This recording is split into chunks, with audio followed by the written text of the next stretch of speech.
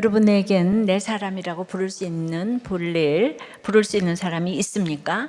언제나 내 편이 되어줄 사람, 내가 부르면 달려올 사람, 내가 믿을 수 있는 사람, 나를 배신하지 않을 사람, 이런 사람이 있으세요? 네. 여러분의 남편이나 아내가 그런 사람입니까? 좋겠네요. 요즘 참 정치 뉴스만 봐도 내 사람 찾을 게 못 되더라고요. 믿는 도끼는 발등 찍으라고 있는 것 같아요. 예. 사람은 믿음의 대상이 아닙니다. 우리는 내 사람 찾기보다는 우리 자신이 하나님 사람임을 기억해야겠는데요. 성경에는 하나님의 사람이라는 말이 여러 번 나와요. 근데 신명기 33장 1절에는 처음으로 표현된 사람이 모세였어요. 그리고 마지막에 표현된 사람이 디모데후서에 이제 3장에 예수 믿는 모든 성도에 쓰였어요. 그러니까 성경에 가장 위대한 인물인 모세부터 평범하게 그지없는 우리 모두 전부까지 다 하나님의 사람인 것입니다. 그러니까 가장 특별하면서도 가장 평범한 호칭이 하나님의 사람인 거예요. 그런데 성경에서 하나님의 사람이라는 이름으로 가장 많이 불린 사람이 누군지 아세요? 예, 바로 엘리사예요. 엘리야 선지자에게는 7번 쓰였는데요. 엘리사 선지자에게는 29번, 거의 30번에 가까이 쓰였는데 갑절이 넘는 영감 맞죠? 갑절의 영감을 구한 엘리사의 마지막 사역을 살펴보면서 오늘 하나님의 사람은 누군지 생각해 보겠습니다. 하나님의 사람은 첫째, 마지막까지 거룩한 분노로 양육합니다. 19절이에요. 하나님의 사람이 노하여 이르되 왕이 대여섯 번을 칠 것이니이다. 그리하였다면 왕이 아람을 진멸하기까지 쳤으리이다. 그런즉 이제는 왕이 아람을 3번만 치리이다 하니라. 지난주 엘리사가 14절에 죽을 병이 들어서 찾아온 요아스 왕에게 처방을 했지만 끝까지 순종하지 않고 3번 만에 그치는 그를 보며 마지막까지 이렇게 사명 감당하다가 분노하면서 갈 수도 있다는 것을 알았어요. 자기 생각으로 가득한 요아스를 보면서 애통하다 못해 화가 나는 거예요. 화살로 땅을 치라고 했으면 그냥 치면 되는데 왜 3번만 치고 마음대로 그치느냐는 말이에요. 이건 가족의 운명, 나라의 운명이 달린 일이에요. 정말 요아스 개인에 대한 것이 아닌데 아합 집에 이어서 예후의 집을 사로잡고 있는 강하고 질긴 죄에 대한 분노입니다. 죄를 향한 거룩한 분노예요. 하나님 편에 서서 하나님의 마음으로 죄악을 향해 분노하는 것입니다. 이 말이 뭔가 하면요, 거의 합격이 없잖아요. 그러니 3번만 참으면 되냐? 대여섯 번 참아야지. 끝까지 참아야 되는 거지. 참았으면 자다가도 떡이 생길 텐데 왜 그랬어? 이 얘기인 거예요. 그러니까 지금이라도 예수 믿어야 해. 왜 아직도 안 믿는 거야? 네가 진작 믿었으면 하나님께서 역사하셨을 텐데 그래도 지금이라도 믿어야 돼. 너 이혼하면 안 돼. 사표 내면 안 돼. 주식은 끊어. 화를 내며 소리를 치며 믿으라고 하며 마지막 사역하며 갈 수도 있다는 거예요. 나는 죽을 병에 걸렸어. 그런데 내 소원은 너희들이 예수 믿는 거야. 알았니? 이 소리 지르며 유언하고 죽었다는 거예요. 이렇게 이 세상을 떠났다면 결국 구원 때문에 살아도 죽어도 하나님께 영광을 돌리면서 가게 되니까 하나님의 사람이라는 것이죠. 요아스는 하나님이 주셨다는 뜻이에요. 그러니까 이름이 너무 좋아가지고 남북에서 모두 요아스라는 그 왕의 이름을 썼잖아요. 하나님이 다 주셨으면 뭐예요? 하나님은 구원이시라는 뜻의 엘리사가 마지막까지 양육을 해도 확신이 없고 열정이 없어서 3번만 치고 그쳤어요. 우리는 참 많은 일로 화를 냅니다. 배고파서 화가 나고 욕먹어서 화가 나고 기대와 예상대로 안 돼서 화가 나고 잃어서 화가 나고 빼앗겨서 화가 나고 원하는 거 못 얻어서 화가 나고, 근데 그 본질은 다 내 피해라고 할 수 있어요. 나에게 피해와 손해가 생기는 데 대한 본능적인 감정의 반응이 분노예요. 근데 이런 인간적인 분노는 거룩한 분노가 아니에요. 하나님의 진노는 이런 감정 폭발이 아니에요. 거룩한 분노는 언제나 그 대상이 죄악이에요. 내 손해가 아니에요. 죄에 대해 슬퍼하고, 죄에 대해 두려워하고, 죄를 미워하고, 죄 때문에 좌절하고, 죄에 대해 분노하는 사람이 곧 하나님의 사람입니다. 죄에 대한 분노는 바꿔 말하면 구원을 위한 애통함이에요. 나를 힘들게 하는 사람에 대해서 분노하는 건 본능적인 분노죠. 하나님은요, 예레미야 보고 남유다 백성들 보고 기도하지 말라고 해요. 하나님도 지금 분노하셨어요. 역설이지요. 그러니까 성경적 가치관이 들어가고 하나님의 사람이 되면 내가 분노해야 될 대상이 나를 힘들게 하는 사람이 아니라 그 사람을 사로잡고 있는 죄라는 것을 그렇게 깨닫게 됩니다. 그러니까 그 사람은 구원받아야 할 영혼일 뿐임이 깨달아지는 거예요. 그러니까 그 영혼에 대해서 애통함이 생기는 거죠. 이런 마음으로 상대방을 주님께로 인도하는 것이 바로 양육이에요. 요새 양육이 한창이잖아요. 양육하시는 모든 분들이 이런 거룩한 분노와 애통함으로 양육하시기를 바랍니다. 그런 마음을 주시기를 원합니다. 그렇다고 마구 화를 내라는 건 아니에요. 예. 눈높이를 잘 맞춰서 지혜롭게 해주시기를 바랍니다. 모르면 좀 물어보세요. 목자님, 마을님, 초원님께 물어보세요. 우리가 누구를 양육시키잖아요. 그러면 사실 제일 양육이 되는 사람이 바로 양육자예요. 양육을 위한 수고가 결국 다 내 자신에게 돌아오지요. 양육은 주님의 말씀으로 하는 것이잖아요. 그래서 그 말씀이 내 안에서 자라나고 그만큼 나도 자라니까 주님이 메시지도 키워가시고 나도 키워가시는 것입니다. 그래서 하나님의 사람은 오늘 엘리사처럼 마지막 순간까지 양육에 힘씁니다. 그게 제일 중요하다는 것이에요. 우리는 요아스가 다들 3번 친 것만 해도 어딘데 왜 하나님의 사람이 노하시는지 이상하시다고 그러는 사람들이 또 있을 거예요. 그래서 내가 쉬운 예를 좀 한번 들어보겠어요. 예전에 이제 이 수요 큐티 모임 하면서 교회 시작했을 때인데 이제 제 책을 보고 은혜를 받으셨다고 그러면서 1년밖에 기한이 없는데 그동안에 아들이 예수님 만났으면 좋겠고 신학도 했으면 좋겠다고 그래요. 그렇게 얘기를 하니까 그럼 아들이 와서 들어보면 어떻겠냐고 하니까 이분은 자기는 학력도 좋은데 왜 큐티가 안 되냐고 그러는 거예요. 그러니까 지루하고 이제 재밌지도 않고 화가 난 모양이에요. 그래서 제가 그러실 수도 있겠네요. 근데 큐티는 얼마나 하셨나요? 그랬더니 딱 3번 했다고 하더라고요. 요아스처럼 3번만 치고 그치니까 그럼 이럴 땐 하나님의 사람이 노해야 되잖아요. 저는 이제 개척 초기라 무서워서 노하지 못하고 은혜 받았다고 하니까 아들이 와서 큐티 훈련을 받아보시라고 얘기했는데 이제 이분은 또 뭐라 그러냐면 우리 아들은 교회 잘 나가고 있고 충분히 은혜 받고 있어요 이러시는 거예요. 그럼 거기서 은혜 계속 받으시라고. 일단 저를 이렇게 아래로 놓고 보시는데 이런 분에게 이게 통하지 않는데 만약에 1년 동안 와서 이게 뭐 성경 읽고 은혜 받고 가시라고 하면 이게 자칫 일파만파가 될 수 있는 거죠. 왜 지모임만 오라고 해. 저는 이제 지난 날을 생각해 보면 나는 어떻게 여기까지 왔는가. 처음부터 목회를 위해서 큐티 모임을 한 것이 아니기 때문에 이게 믿고 얘기를 하면 이상한 얘기를 하니까 날마다 말조심을 해야 했습니다. 성경을 내 이야기로 듣는 훈련이 안 되어 있기 때문에 그분은 성경이 성경이지 왜 사람 이야기가 들어가는가 하면서 그 다음 주일에 다른 데 갔는데 거기서 굉장히 은혜 받았다고 해요. 그래서 그럼 은혜 받는 데 가서 잘하시라고 했더니 그런데 은혜는 받았지만 그 한두 번 가본 큐티 모임이 성경을 많이 읽긴 1대0 이렇게 또 얘기를 하시는 거예요. 그러니까 도대체 이게 뭐예요? 이분이 지금 굉장히 노할 얘기를 많이 했잖아요. 목장 모임에서 이런 얘기를 드러내야 되는데 그때 제가 노하지를 못하니까 그게 좋은 선지자가 아닌 거죠. 그러니까 이제 우리 교인들이 이진호 집사부터 다 3번 치고 그치는 분이 만났던 것은 저의 탓이라고 할 수 있어요. 제가 야단을 못 쳐가지고 집사님은 목사님은 얼마나 야단 쳤는데 저런 얘기를 하시나 굉장히 분해할 것 같아요.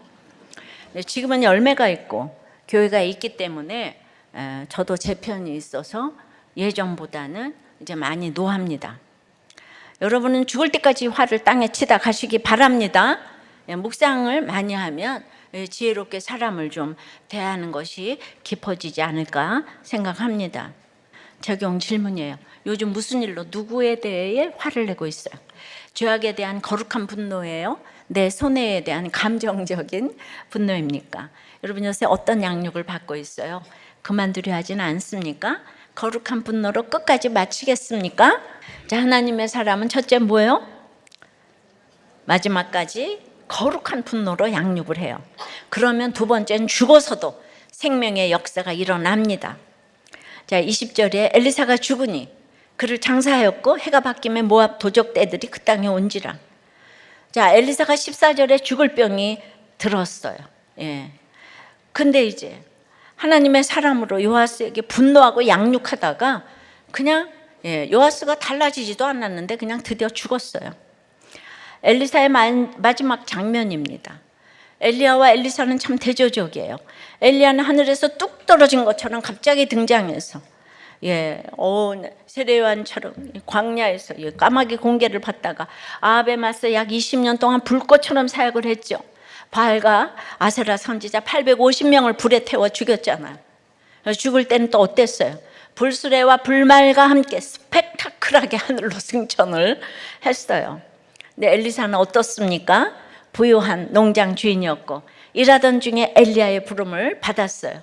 출발이 땅이에요. 그리고 요람 왕부터 요아스 왕까지 50여 년 넘게 사역을 했는데요. 전국을 두루 다녔어요. 왕뿐만 아니라 수냄 여인, 이방 장수, 선지자의 제자 여러 사람에게 기적을 베풀었습니다. 그런데 말이죠, 엘리사는요 결론이 죽을 병에 걸렸네요. 이 죽을 병이라는 말은 살지 못할 병이잖아요. 당연히 투병도 했으리라고 생각해요. 그러니까 엘리사가 내가 일은 더 많이 했는데 기적도 더 행했는데 왜 나는 엘리야 스승님 같이 병거 타고 하늘에 못 가나. 갑절의 영감을 달라고 그랬으니까 죽음을 보지 않고 병거도 금병거 타고 승천해야 되는데 병거는 안 타도 죽을 병은 안 걸려야 하지 않아요? 그런데 상으로 승천을 주시지 않고 죽을 병을 주셨습니다. 그리고 엘리야에게는 엘리사라는 불세출의 제자가 있었는데 엘리사는 야망의 제자 게하시만 있고 이 요아스를 분노하면서 양육할 제자도 특별히 없네요. 그리고 그냥 죽어버렸어요. 이게 뭡니까? 짜내야 되는데. 단순하게 말하자면 엘리야는 하늘의 사람 같고 엘리사는 땅의 사람 같아요. 엘리야는 범접할 수 없이 고귀한 것 같고 엘리사는 좀 이제 낮고 그러니까 좀 이제 가깝게 느껴져요. 실제로 엘리사는 아이들에게 대머리야 대머리야 올라가라 놀림받았어요. 카리스마 넘치는 엘리야에게는 어림도 없는 일이었을 것 같아요. 근데 이렇게 다른 두 선지자가 모두 하나님의 사람이에요. 누가 좋고 나쁘고 낮은 게 없어요. 여러분은 어떤 유형의 하나님의 사람이 되고 싶으세요? 우리는 생각 자체가 기복적이라 엘리야와 엘리사를 비교하면서 엘리야를 더 대단하다고 여기기 쉬워요. 그렇죠. 우리는 엘리야의 하나님 먼저 찬송하잖아요. 엘리사의 하나님 없어요. 그러면 엘리야처럼 죽고 싶으세요? 엘리사처럼 죽고 싶으세요? 다 죽을 병 걸리기는 싫죠. 살아서 그대로 승천하고 싶지요. 누구나 하늘이 되고 싶지 땅이 되고 싶은 사람은 없어요. 1등만 좋아하지 2등으로 만족하는 사람 없어요. 그런데 말이죠, 엘리야보다 엘리사가 갑절보다 더 많이 하나님의 사람으로 불렸잖아요. 여긴 7번이고 여긴 29번. 이건 정말 구속사적인 메시지예요. 그리고 이 두 선지자의 발끝에도 미치지 못하는 우리도 하나님의 사람으로 불러주신다는 것 자체가 구속사입니다. 그러니 엘리사는 인기관리 같은 거 안 해요. 인생 마지막인데 왕이 찾아왔으면 조금 좋은 말 해주지. 그래야 장례식도 좀 잘 치러질 거 아니에요? 엘리사는 그냥 그런 게 관심이 없어요. 마지막 양육을 화를 내면서 엘리사는 너무 한결같이 이상해요. 물이 없다는데 웅덩이를 파라고 하질 않나, 기름 한 그릇 남았는데 그릇을 많이 빌려오라고 하질 않나, 국에 독이 있는데 가루를 가져오라고 하지 않나. 계속 이상했는데 마지막까지 이상한 거예요. 이 말을 누가 듣겠어요? 정말 비상식적인 얘기만 해요. 처음부터 마지막까지 엘리사의 관심은 하나님의 말씀대로 가르치고 양육하고 살리는 데 모아져 있는 거예요. 그러니 죽을 병 가운데서도 투혼을 발휘해서 요아스를 양육해서 이스라엘을 살리고자 하는 거예요. 이것이 얼마나 엘리사의 슬픔으로 보이겠어요. 여러분, 죽는 모습이 아름다워야 하는 게 아니에요. 그래서 우리는 엘리야를 너무 좋아하지만 예수님의 예표는 엘리야보다는 엘리사라고 하는 거예요. 이 죽는 모습을 예수님도 더 비참하게 보여주셨잖아요, 그죠? 그래서 20절에 엘리사가 죽었어요. 그래서 그를 장사하였고 해가 바뀜에 모압 도적대들이 그 땅에 온지라.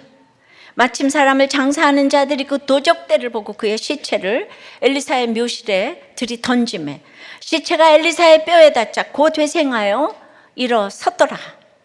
엘리사가 죽은 건 이스라엘의 불행이에요. 3장에서 엘리사 때문에 모압이 이스라엘에게 크게 패했는데 엘리사가 죽자마자 도적대로 다시 나타나는 거예요. 하나님의 사람 한 명의 빈자리가 이렇게 큽니다. 맨날 잔소리하고 화내고 이상한 일만 시키고 그런 엘리사라고 생각했는데 말이죠, 이스라엘 왕들이. 그러니까 말 안 듣잖아요. 근데 그 사람이 바로 나라를 지켜주던 구원자였네요, 그죠? 이제 그때 마침 상을 당해 장사러 가던 사람이 그 도적대와 만납니다. 얼마나 다급했으면 가던 길에 한 묘실에 시체를 들이 던졌는데 그 묘실이 엘리사의 묘실이었는데요. 그런 계획이나 의도가 전혀 없이 그 시체가 엘리사의 유골에 닿자마자 시체가 회생하여 일어섰어요. 엘리사는 생전 많은 엄청난 기적을 행했어요. 수넴 여인의 아들을, 죽은 아들을 살렸잖아요. 그런데 죽을 병이 들어도 사명 감당하다 가니까 엘리사는 죽은 뒤 유골이 되어서도 죽은 사람을 회생시켰어요. 췌장암으로 그 고통 중에서 저렇게 한복을 입고 이거 있잖아요. 그거 쉬운 거 아니에요. 제가 그랬잖아요. 그 초님 어머니한테 예수 믿어라, 이 얘기 한마디 해라. 절대로 안 하시는 거예요. 교회 다니시는데. 그래서 정말 우리는 그 고통 가운데 계속 찬양하고 갔잖아요. 이것이 여러분들에게 오늘 각인되시기를 바랍니다. 하나님의 사람은 죽었다가 살아난 사람이에요. 회생한 사람, 부활한 사람이에요. 그래서 하나님의 사람은 죽음 같은 상황에서도 낙심하거나 포기하지 않습니다. 우리 생명이 환경에 달려있지 않기 때문이에요. 무덤 속 마른 뼈처럼 되어도 피투성이가 되어도 살아냅니다. 우리 안에서 성령님이 생명을 끊임없이 채워주시기 때문입니다. 그래서 나는 내가 죽은 뒤라도 사람을 어떻게 살려낼 수 있을까? 그런데 뭘 생각했냐면 책이 남으니까 이 말이 이해가 되더라고요. 제가 죽어도 제가 하나님의 사람이라면 제 책이 진짜 책이라면 2000년도 갈 거예요. 그 책이 여러분들의 손에 딱 닿으면 여러분들을 구원시킬 수 믿습니다. 책으로 은혜 받았다는 얘기를 많이 하시잖아요. 내가 그 책 때문에 이혼 안 했다, 죽지 않았다, 주식을 끊었다, 주식을 끊었다. 이렇게 내가 순종을 해야 되겠다 하면 이게 사람을 살려내는 것 아닙니까? 이 설교와 책이 남아있으니까 읽고 들으면 살아날 줄 믿습니다. 그러니까 살자화되면 무서운 거예요. 책에 합당한 인생을 제가 이제 살아야 되겠죠. 적용 질문요. 엘리야처럼 카리스마가 있고 싶으세요? 엘리사처럼 편한 사람이 되고 싶으세요? 여러분이 죽을 병에 걸렸다면 낫는 것이 소원이겠습니까? 가족이 예수 믿고 천국에서 만나는 것이 소원이겠습니까? 하나님의 사람 첫 번째 뭐예요?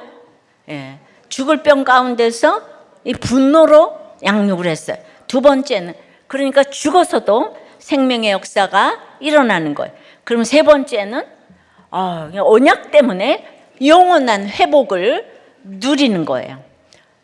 22절 3절입니다. 여호와스 왕의 시대에 아람 왕 하사엘이 항상 이스라엘을 학대하였으나 여호와께서 아브람과 이삭과 야곱과 더불어 세우신 언약 때문에 이스라엘에게 은혜를 베풀며 그들을 불쌍히 여기시며 돌보사 멸하기를 즐겨하지 아니하시고 이때까지 자기 앞에서 쫓아내지 아니하셨더라. 예. 다시 여호아스 왕 이야기가 나오는 것은요, 여호아스나 요아스나 전부 하나님이 가장 미워하시는 여로보암의 죄를 떠나지 않은 죄인이었기 때문에 언제 학대를 당하고 언제 멸절되고 진멸되어도 하나도 이상할 것이 없는 사람들이라는 거예요. 아람 왕 하사엘과 베나다시 대를 이어 학대하는 심판은 다 이유가 있다는 거예요. 우리가 13장 초반에 읽었잖아요. 이것이 이제 요아스가 양육을 했는데 그게 어떤 결과로 일어나는지 다시 한번 반복하는 거예요. 이 사람들은 어떤 학대를 받아도 억울할 게 하나도 없다는 거예요. 그런데 왜 나라가 멸망하지 않고 이어지게 하시는가? 이 질문에 대한 답이 언약이라는 거잖아요. 하나님은 언약 때문에 우리에게 오늘 은혜와 긍휼을 베푸시는 거예요. 다시 다 살아나는 거예요. 생명의 역사를 이어가는 거예요. 예, 그러니까 엘리사의 뼈에 닿기만 하면 살아나는 생명의 역사가 일어나는 거예요. 생명이 이렇게 귀한 것이기 때문에 영적으로든 육적으로든 절대 지켜야 되는 거예요. 아이가 생기면 무조건 낳아야 하는 거예요. 결혼은 반드시 지켜야 하는 거예요. 피투성이가 되어도 뼈처럼 말라 비틀어지는 상황이 되어도 절대로 죽지 말고 살아야 합니다. 우리가 하나님의 사람이기 때문이에요. 지금 상황이 인생의 결말이 아니기 때문이에요. 예. 자, 24절 5절에 아람의 왕 하사엘이 죽고 그의 아들 베나다시 대신하여 왕이 되매 요아스의 아들 요아스가 하사엘의 아들 베나닷의 손에서 성읍을 다시 빼앗으니 이 성읍들은 자기 부친 요아스가 전쟁 중에 빼앗겼던 것이라. 요아스가 베나닷을 3번 쳐서 무찌르고 이스라엘 성읍들을 회복하였더라. 이제 아람 왕은 대를 이어 이스라엘을 지금 학대했잖아요. 땅도 많이 잃었어요. 그런데 요아스가 성읍을 다시 빼앗았어요. 어떻게 해요? 엘리사가 요아스에게 준 구원의 화살의 예언처럼 그대로 베나닷을 3번 쳐서 무찔렀어요. 잃어버린 성읍을 회복했어요. 엘리사를 통해 주신 약속을 이뤄주신 거예요. 요아스나 백성이나 여전히 금송아지 섬기는 죄악 가운데 있지만 하나님은 언약 때문에 약속하신 말씀을 지키시기 위해서 이스라엘의 성읍을 회복시켜 주시는 거예요. 죽기 전에 분노하며 양육했던 요아스도 죽을 것 같은 상황, 시체처럼 된 고난에서도 지금 3번은 회생을 해요. 우리는 회복이라는 말은 듣기만 해도 좋아요. 특히 잃어버린 것을 회복하는 거는 막 너무 좋아하죠. 그런데요, 이 땅에서 회복한 건 반드시 또 이 땅에서 잃어버리기 마련이잖아요. 요아스가 되찾은 성읍은요, 그때부터 100년도 못 가서 전부 아수르에게 빼앗겨 버리죠. 나라가 없어져 버려요. 그런 이 땅에서의 회복이 목적이면 인생이 참 허무한 거예요. 여러분 이거 알아야 돼요. 그런데 회복하다는 히브리 단어가 슈브인데요, 이 단어는 나아만 장군이 엘리사에게 돌아왔다고 할 때 설명을 드렸지요. 하나님께 돌아오는 회개의 의미가 있다고 했어요. 그러니까 회복이나 회개나 돌아오는 게 기본적으로 다 같은 동사인데요, 이게 무슨 뜻입니까? 잃어버린 이 성읍을 회복하는 것은 결국 하나님이 그 성읍을 우리에게 돌려주시는 것이잖아요. 그게 회복인데 하나님이 가장 기뻐하는 회복은 무엇이겠어요? 하나님은 왜 잃어버린 성읍을 우리에게 돌려주세요? 왜 약속을 지키시고 언약을 지키세요? 우리를 돌이키시기 위함이죠. 이 돌이키는 것이 회개인 거예요. 그러니까 하나님이 가장 기뻐하시는 회복은 다른 게 아니라 우리가 하나님께 돌아가는 회개인 거예요. 그게 곧 회생, 즉 부활로 이어지는 회복인 거예요. 그래서 우리 주님이 이렇게 말씀하시잖아요. 누가복음 15장 7절에 내가 너희에게 이르노니 이와 같이 죄인 한 사람이 회개하면 하늘에서는 회개할 것 없는 의인 99으로 말미암아 기뻐하는 것보다 더하리라. 주님의 기쁨은요, 가장 큰 기쁨은 우리 회개에 있어요. 우리가 예물 드리고 빈도수 많게 예배 온다고 해도 가장 중요한 건 회개를 가장 기뻐하셔요. 예. 아무리 좋은 것 잃었다가 회복해도 우리는 또 잃어버리잖아요. 영원한 건 이 땅에 없어요. 그러나 우리 영혼의 회개는 절대로 잃어버리지 않습니다. 하나님이 기뻐하심으로 영원히 간직하시는 거예요. 하나님의 기쁨인데 그걸 어떻게 잃어버리겠어요? 그런데 요아스는 3번만큼만 회복했잖아요. 이런 일시적인 회복 말고 영원한 회복을 해야 하나님의 사람인 줄 믿습니다. 그러면 이제 영원한 회복이 뭔가, 그 회개가 날마다 돼야 말이죠, 그죠? 그러므로 우리가 이제 거창한 순종이 아니고 화살을 5번, 6번 치는 게 뭔가. 그러니까 주님을 만났으면은 그때부터 이제 하나님 나라의 매뉴얼이 있을 거잖아요. 그러니까 이게 오늘 하루부터 이제 천국 가는 그날까지 말씀 보는 순종으로 회개를 시작해야 되는 줄 믿습니다. 이제 이혼하지 말라는 말을 문자적으로 들으면 이것도 이혼한 사람이 기분 나쁠 거 아니에요. 또 내가 술주정뱅이도 제일 좋은 남편이다 이 말을 하면은 또 그 부인이 왜 내 편을 안 들고 남편 편을 들어? 목사님은 그런 술주정뱅이하고 살아봤어? 이렇게 되는 거예요. 살아봤어요. 이게 구속사적 언어예요. 그러니까 성경의 언약이고 내 죄를 알려주기 때문에 우리는 그 회개를 위해서, 영원한 회복을 위해서 큐티를 해야 되는 거예요. 그러면 또 여러분들은 큐티가 안 되는 걸 어떡하고? 이러잖아요. 그래서 이제 큐티하는 방법을 가르쳐 드리겠어. 큐티를 할 적에 성경책을 그냥 딱 갖다 놓고 안수를 그냥 딱 하고 그러고는 그냥 하나님 앞에 단판을 벌이고 아무것도 모르겠사오니 가르쳐 주시옵소서 하고 눈을 딱 떴는데 뜨는 순간에 결혼 문제가 딱 생각이 나는 거예요. 첫날을 봐도 돈이고 둘째 날을 봐도 돈이고 또 이제 그 다음에는 결혼을 어떻게 하나, 셋째 날은 가스불에 전기불에, 넷째 날은 시어머니를 묵상하고 다섯째 날은 신우를 묵상하고 1년 동안 같은 걸 묵상하더라도 여러분 빠지지 않고 꾸준히 하는 게 제일 중요해요. 그리고 끝나고 나서 기도하세요. 하나님, 떡을 달라고 하면 돌을 줄 하나님이 아닌 걸 알게, 오늘 내 비록 돈을 묵상했지만 불쌍히 여겨주시고 내일은 깨닫게 해 주시옵소서. 그리고 나서는 그냥 밖에 나가서 나 큐티에 딱 외치고 다니라는 거예요. 근데 이렇게 말씀드려도 계속 큐티를 안 하신다면 일시적으로 여러분에게 복을 주셔서 3번은 은혜 받아도 그 다음에는 더 큰 세력에 의해서 완전히 망할 수가 있습니다.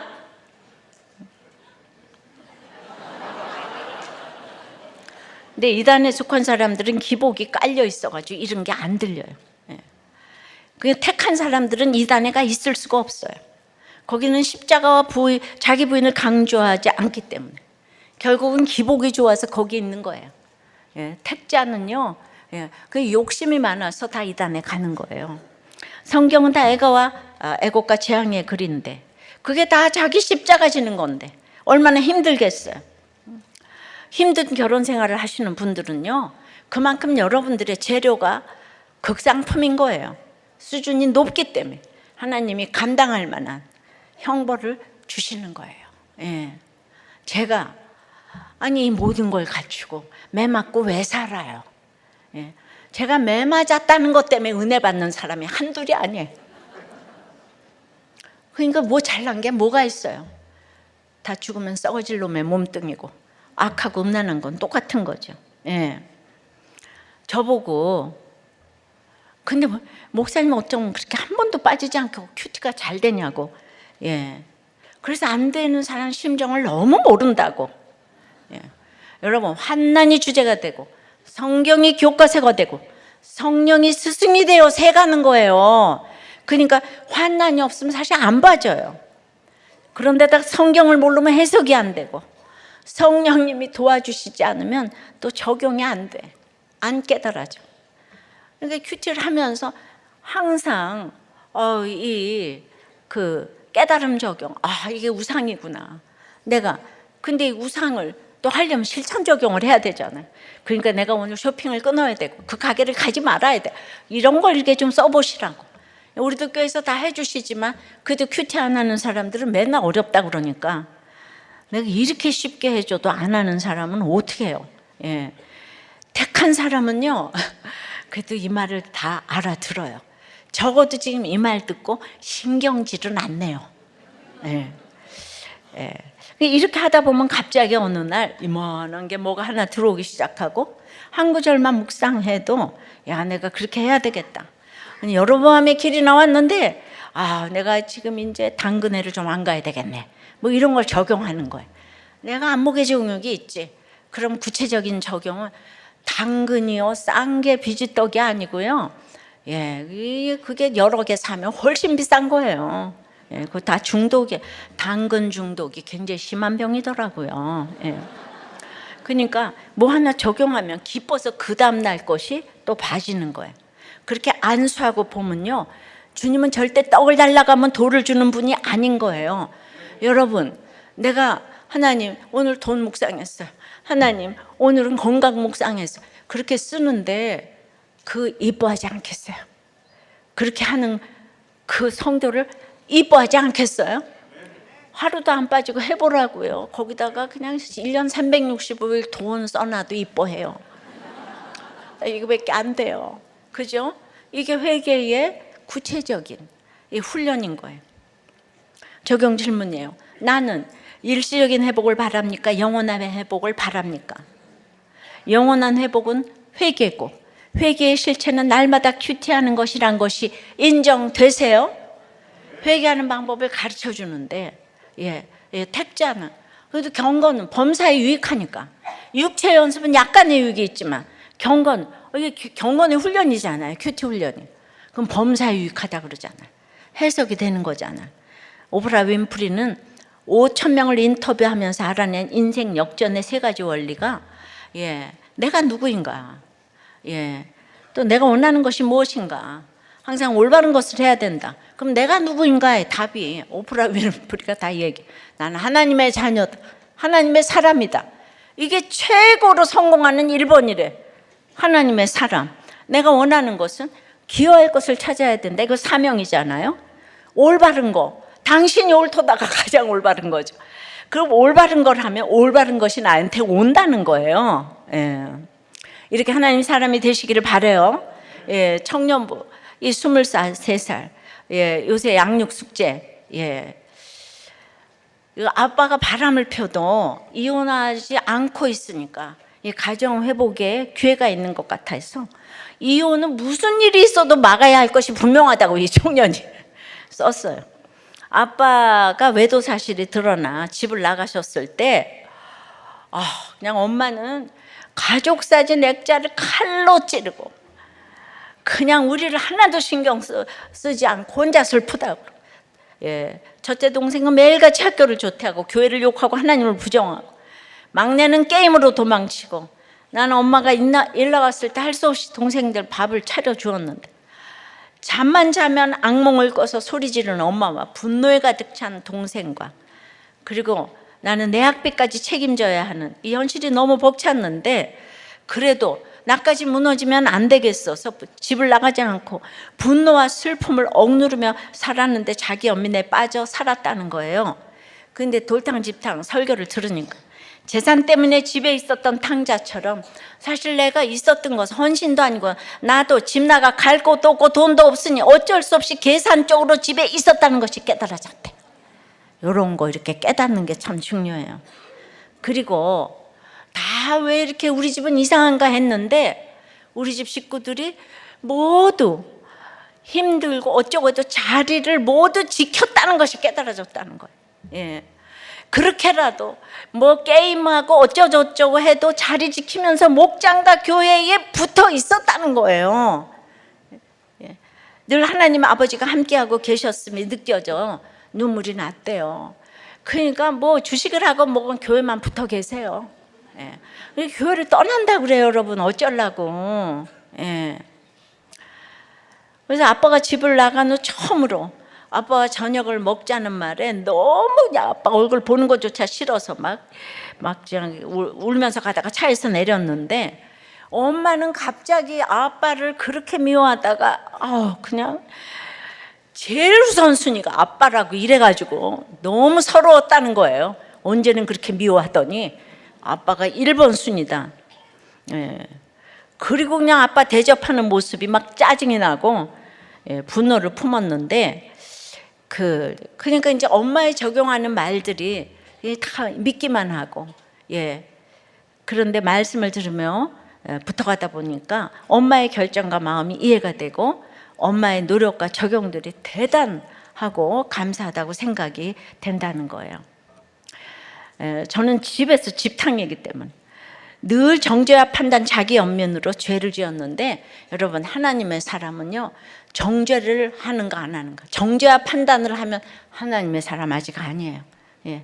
정말 그렇게 정죄와 판단을 할 수가 없어요. 처음에는 아빠가 돌아와 목장에 참석하기만 바랬는데 와서 목장에 참석을 하니까 또 감사함이 사라져가지고 또 다른 기대와 욕심을 가지게 된다는 거예요. 그 아빠와 엄마의 부부 목장 나눔까지 올려줬는데 아빠의 나눔이 저는 100% 죄인이에요.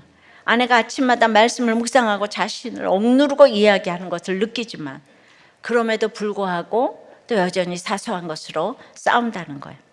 그러니까 아내가 어제도 대단한 일이 있었는데 둘째와 셋째가 뭐 인터넷으로 안경테를 주문했는데 이제 아빠 퇴근 시간 맞춰서 밥을 먹겠다고 해서 다 같이 나갔다는 거예요.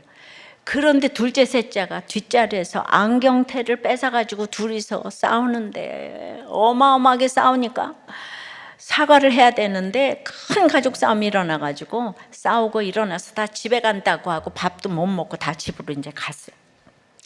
남편이 아무 말도 안 하겠다고 하다가 감자탕 3인분을 사서 집에 가자고 제게 말해줘서 너무 고마웠습니다. 우리 남편이 그렇게 말한 것은 대단하다는 것을 제가 알고 나 혼자 이 사람이 이제는 안 나가고 같이 살려나 보다 이게 느껴졌다는 거예요.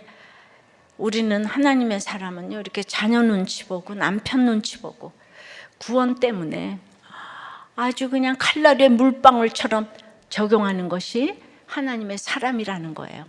그러니까 화를 내도 가출을 해도 집에 붙어만 좀 있어요. 하나님의 사람은 51대 49로 소속이 바뀌어 지하실에서 올라오는 사람이에요. 아예 10층에서 사는 사람은 원래 잘하고 성실하기 때문에 소속이 안 바뀌었어요. 구속사에 하나님의 말씀을 못 알아들어요. 통하지 않아요. 중독과 음란에 연관된 사람이라도 예수 믿고 올라오면 도리어 통합니다. 그러니까 여기 하나님의 사람의 슬픔이 있는 거예요. 근데 이 한 사람의 하나님의 사람이 있으면 죽어서도 모든 식구들이 돌아오게 될 줄 믿습니다.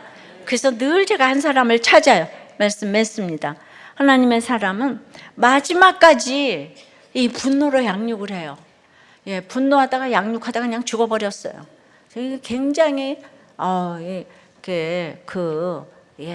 깨달은 게 많아요.